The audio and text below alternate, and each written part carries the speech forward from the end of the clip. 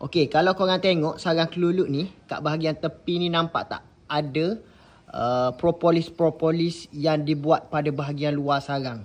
Okey, sebenarnya perkara ni memang tak bagus untuk satu-satu sarang kelulut ni.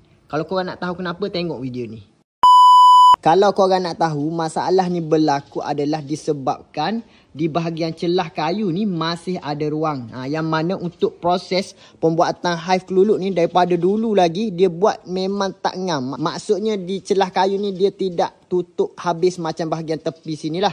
Yang bahagian sini dia ada ruang. Bila ada ruang, kelulut terpaksa buat propolis untuk menutup celah-celah kayu ni daripada serangan perosak. Jadi solusi untuk masalah ni adalah kita kena scrap semula propolis lebihan di bahagian luar ni. Lepas dah scrap semua, kita tutup semula dengan silikon. Okey, bila dah tutup dengan silikon, insya-Allah kelulut tak akan buat lagi propolis di bahagian luar macam ni. So dapat sesuatu tak untuk video pada kali ni? Jadi jangan lupa like, follow, komen dan juga repost.